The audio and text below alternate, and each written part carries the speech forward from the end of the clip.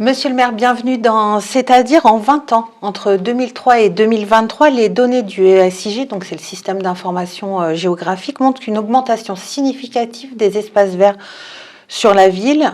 Est-ce que vous pouvez nous expliquer comment cette augmentation s'est faite?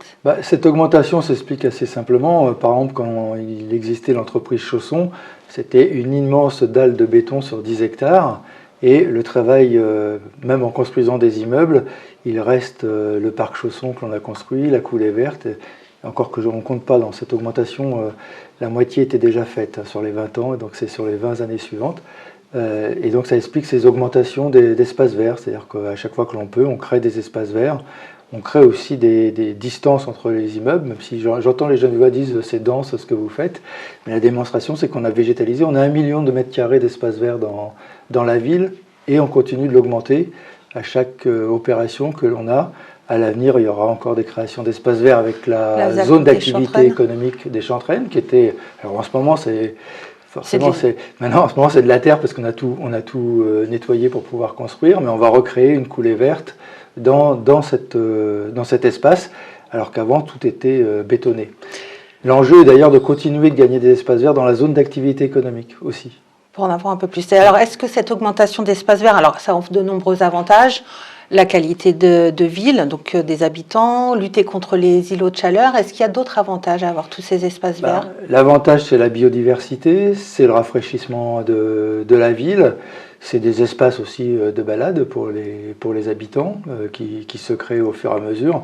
On est une des rares villes en métropole de Grand Paris d'avoir une aussi belle coulée verte qui rejoint le parc des Sévines et ensuite le parc des Chantraines. Et donc, moi, quand j'habitais les Grésillons, je pouvais faire 16 km de footing que sur l'herbe quasiment, avec quelques petits passages. Donc c'est quand même une qualité de vie. Alors justement, vous parlez du parc des Sévines, mais par contre, il a été identifié comme îlot de chaleur suite à une photo thermique réalisée par l'établissement public des Hauts-de-Seine. Îlot de chaleur, je ne suis pas sûr, mais pas une zone de rafraîchissement. C'est-à-dire que ça ne joue pas le rôle qu'on aurait pu penser qu'il joue. Donc ça nous a attiré notre attention, effectivement. Et à quoi c'est dû ? Certainement au fait qu'on a pas mal utilisé ce parc pour développer des infrastructures sportives, je pense au paddle, l'agrandissement des terrains de tennis, le hall pour la pétanque, l'agrandissement du centre équestre. Donc pour moi c'est une alerte, il faut qu'on arrête de développer des équipements dans ce parc, certainement qu'on repense à planter encore davantage d'arbres et qu'on veille à ne plus toucher à la pleine terre et que cet espace reste un espace vert et développé au vert. D'ailleurs, on l'inscrit au programme local d'urbanisme intercommunal comme étant un lieu où on ne pourra plus bétonner quoi que ce soit dedans.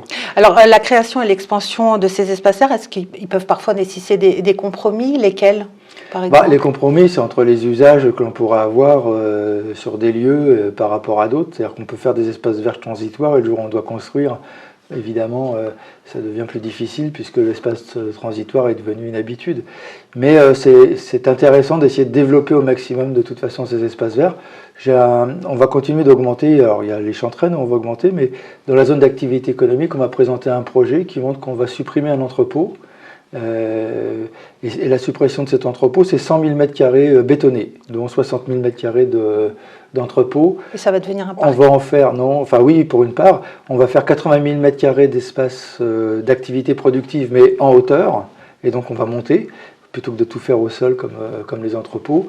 Et ça va nous permettre de créer dans cette zone-là 23 000 mètres, même je crois c'est 3 hectares, d'espace vert ouvert au public. Et donc ça va encore améliorer le nombre d'espaces verts dans la ville, utilisables par les gens, parce que quand je vous donne ces chiffres-là, c'est ce qui est ouvert au public. Il faudrait rajouter ce que l'on fait en pleine terre, avec maintenant cette obligation que je partage, qu'à chaque construction, on ait au moins 30% de pleine terre.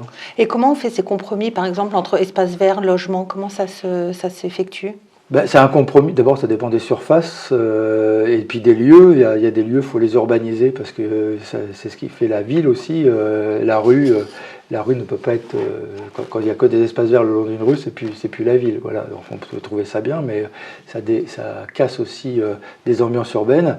Et donc notre plan maintenant, c'est d'avoir, on le rigidifie à tendre vers 30% d'espaces verts sur toutes les constructions. Alors, de pleine terre. Cet entretien des espaces verts peut être coûteux aussi, du coup, oui. En ressources en eau, comme en main-d'œuvre. Comment est-ce que vous prévoyez de les financer? Alors déjà, d'abord on est économe en eau, puisque on a des puits qui vont chercher de l'eau dans la nappe phréatique. On vient d'expérimenter la réutilisation de l'eau, alors plus pour nettoyer les rues, de la piscine. Au lieu de la jeter, cette eau, on la réutilise, ce qui est une économie. Donc vous avez prévu de la réutiliser pour les espaces verts. Actuellement, c'était que pour le nettoyage. Non, on le garde pour le nettoyage. Il y a un peu de chlore dedans, donc c'est quand même mieux pour le nettoyage de la rue. Par contre, on fait aussi des réserves d'eau par l'eau de pluie. On fait des trous sous la terre pour cumuler l'eau et qui nous permettent de la récupérer pour faire de l'arrosage. Et puis aussi, il y a un travail des jardiniers que je remercie parce qu'ils font un excellent travail dans la ville. Et ils travaillent maintenant à avoir plus de plantes qui résistent à la chaleur, qui soient plus de notre environnement et donc qui n'ont pas besoin de plus d'eau que ce que notre zone géographique est capable de délivrer. On arrête là, on se retrouve la semaine prochaine dans C'est-à-dire.